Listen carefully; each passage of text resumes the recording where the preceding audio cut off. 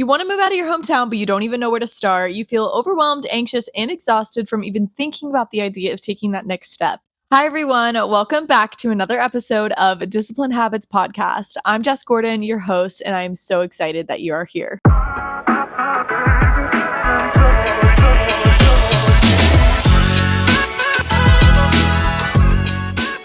If you're someone that's been feeling the tug on your heart to leave your hometown, whether it's for school or for job, or maybe just because you feel like the Lord wants you to go that direction, you actually have no idea where to start, do not worry, because I know that can be super overwhelming. Even when I knew I wanted to move and I had a plan in place for where I was going to move and what I was actually going to be doing, I still was so overwhelmed. And I have noticed over the past year or so that I've been living in Tampa that a lot of people have actually personally reached out to me, whether I know them on a personal level or maybe not even. I've noticed that people have come to me and asked me questions about what that process even looks like. And so I figured, if people are asking this question, there has to be a need of people that want to know how to actually take this huge step of leaving their hometown, moving maybe thousands of miles away, maybe hundreds of miles away, whatever that may be. I know that there's some people out there that are seeking answers and they don't know where to find them. So I hope that this podcast episode can relieve your stress if you have any stress about this. And to be quite honest, moving out of your hometown can feel like the most stressful thing in the world. But the reality is, it really doesn't have to be stressful if we properly prepare. So today I wanted to go over some practical advice on how to leave your hometown that is doable and also less stressful. So grab your coffee or your favorite fun drink and get ready, because we're about to go very deep and very detailed on everything that you need to know. Let's dive right in. So whenever I think about preparing to move, if you're somebody that's about to move, I think about three buckets. I think about clarity, preparation, and execution, actually going to do it. Clarity, getting clear on why you want to move and what you're going to do whenever you do move. Preparation is properly preparing for what you need to do to actually go ahead and move. And then execution is actually moving. And what happens next? You've moved, now what? So we're going to talk about all three of those things in today's episode. So get your notebook if you need and jot this down. You guys know the SpongeBob episode where he's like, write that down. Or even Googling, what apartment should I live in? What type of job should I get clarity and really sink into why you're actually moving. Why are you leaving your hometown? Really ask yourself, what is the purpose behind this? Because you're feeling stuck where you currently are? Are you ready to pursue new opportunities in different cities? Are you just looking for a fresh start and ready to grow? Ask yourself these kind of conversation, and also just have a really honest conversation with yourself. What is the purpose behind moving? Why am I even doing this?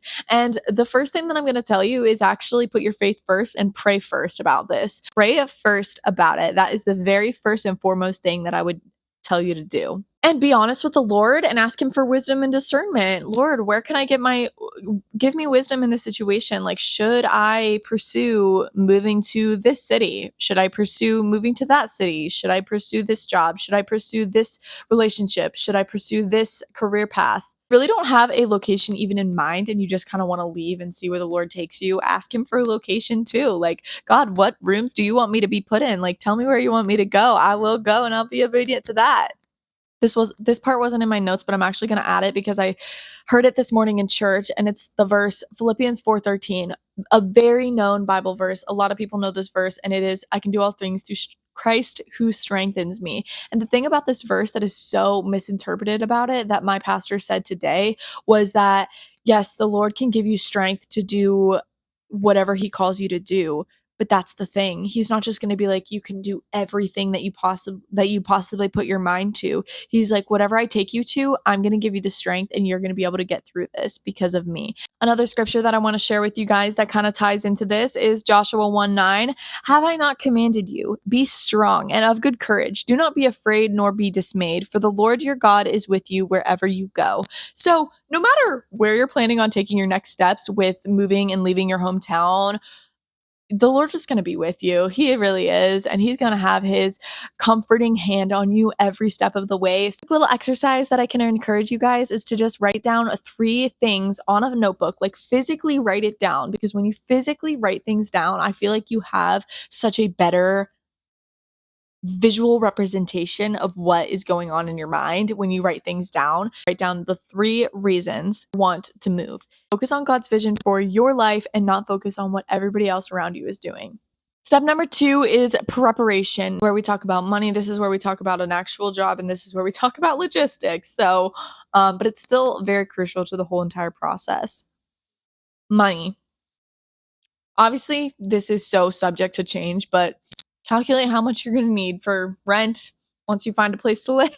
It's probably important to make sure that you have an income that can provide for you to actually live in the city that you want to live in. So, financially preparing. Think about the cost of living in the city that you're going to, the cost of rent, other various living expenses. Because I know, and just honestly, miscellaneous living expenses too, because there were some expenses that showed up in my process of moving and everything that I wasn't really prepared for.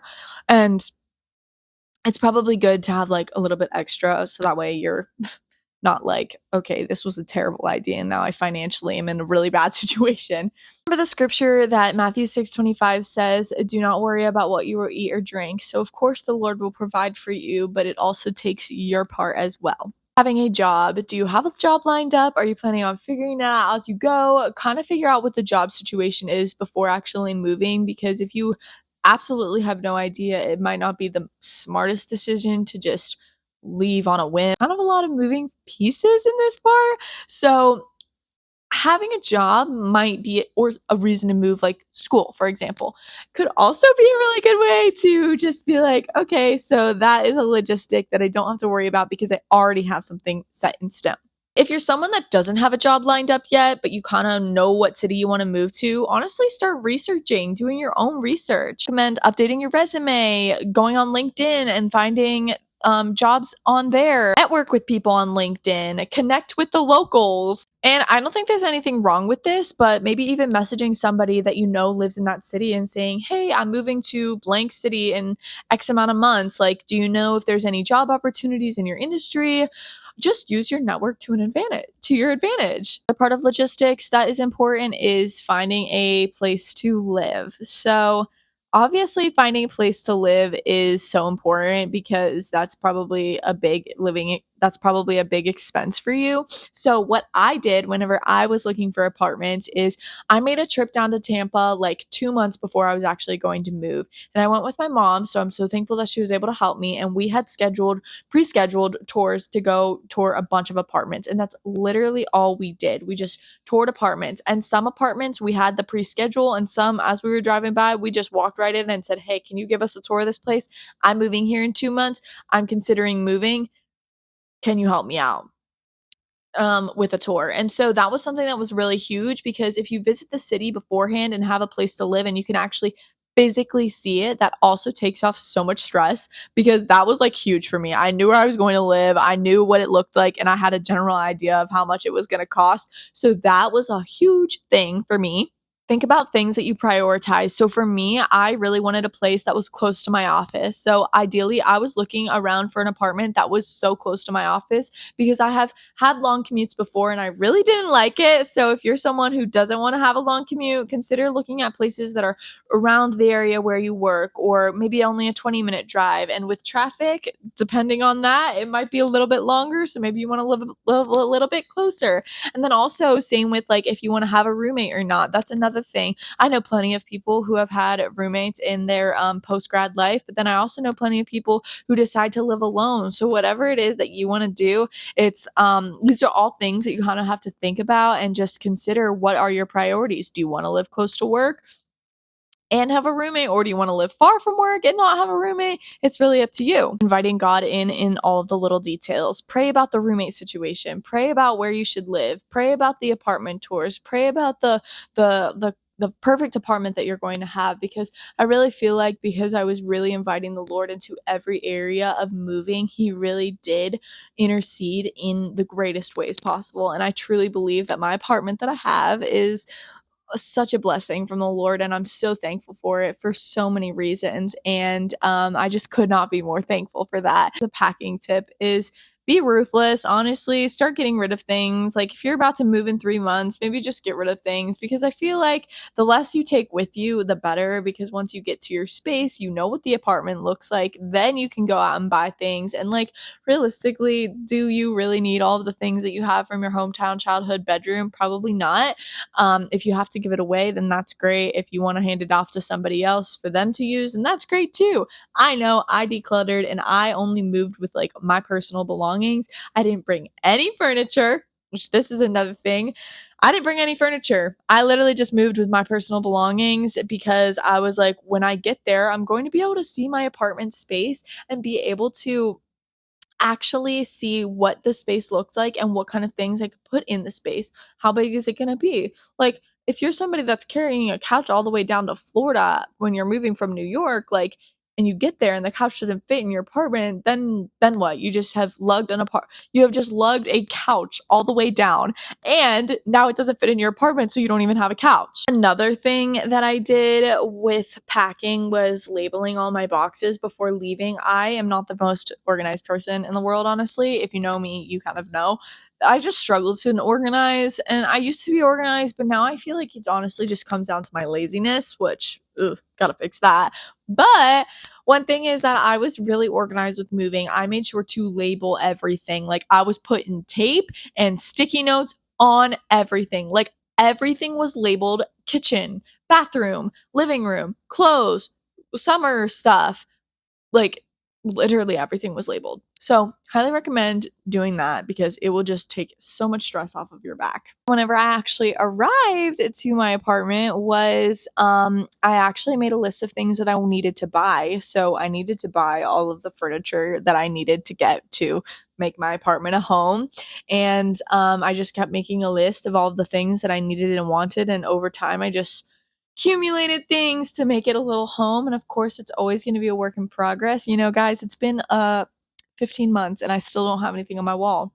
I don't really know what I want on my wall, but it will come to me. I know it will. And you guys will be there to see it because then my whole background will be changed. I actually used Facebook Marketplace to my advantage, and I highly recommend that because my entire apartment, I have never done an apartment tour, and I'm not sure if I will. Comment down below if you want an apartment tour. But every single piece of furniture, I am not kidding you guys, it is all from Facebook Marketplace, and it was all reasonably priced, including this couch, which actually, this is a perfect time to share this God story, because this couch was literally all God. So basically, I'm looking for a couch, and buying a secondhand couch can be a little interesting because, you know, you don't really know who's the owner, and it's like fabric. If they had pets, kids, you don't really know what happened to the couch. So of course, was very skeptical about trying to find a couch online. But the ones in these stores here were really, really expensive, and they weren't really good for the space that I needed. And so my mom found one on Facebook Marketplace, and it was this girl who seemed really, really sweet via messages and everything. And so we were trusting that the couch that she had was exactly everything that she said it was. And so my mom and I are actually driving up to where the couch was to meet this girl to exchange and get the couch and pay her and everything.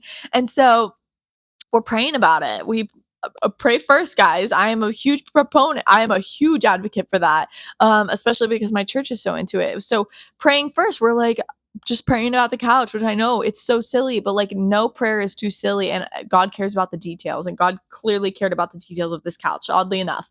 And so we're praying about it, and we go and we see the girl, and she's as sweet as can be. She is literally so sweet and so energetic, so light. She is just full of light. She's a breath of fresh air. She is so sweet. The couch is in great condition. She's like, it's been in storage for so many months. I don't need it. It doesn't fit my space, blah, blah, blah. It was a great price. It looks beautiful. Look at this thing, guys. We love her. She's so comfy, and the amount of naps that I take on this thing is actually insane. And so she actually was the sweetest thing ever. And we ended up actually talking about faith. Faith came up in our conversation. And so she ends up telling us that she's a Christian, and we're telling her like, oh yeah, we're a Christian. We're Christians too. And she's like, you know, it's kind of crazy. She was with her mom. She was like, my mom and I were praying about you guys before we came and did this interaction. And my mom and I looked at each other and we're like, no way. We were praying about this interaction as well. And so we both just had this aha moment of like, this can only be God. Like, this is only God. And he just interceded. And I know that this might sound like a crazy story for you to hear me telling you, but I promise you that these kind of stories, God does this for everyone. He's doing it for you right now. So invite him into the smallest little details. Like, if whether you're buying a couch or you're buying your next home, like, invite him in because he will work his ways. He's always working his ways, and it's so cool. I love seeing that. You just have to remind yourself, guys, with the whole moving process is that it is a process. Like, it is a whole process, and it's not going to be perfect within the first week. Like, and you're not going to be able to move tomorrow and then be ready to go by next week. Like, it's a process. And also, it's actually part of the fun. Building your house a home and building your community and building your life into this whole new city. It's actually a process and it's so beautiful. Okay, so that was logistics. I don't really know if that was the boring portion of the podcast, and I'm sorry if it was. That was more of like the nitty gritty, like talking about finances, talking about a job, talking about logistics, talking about moving, all the things. Now let's talk about actually building your life in your brand new city, which this is probably my favorite one. Once you moved, it's time to create your life, and this is exactly how you're going to do it, and this is exactly how I did it. And so I used my coworkers to my advantage, and I am still using my coworkers to my advantage because they live in this city. They probably have lived in the city longer than you have, and they probably have lived in the city for a decent amount of time. And like for me, my firm, a lot of the people are born and raised in Tampa, or they've been here for years. And so I took advantage of that. You know what? Now I got my hairstylist from my coworker, I got my dentist from my coworker, I got my doctor from my coworker.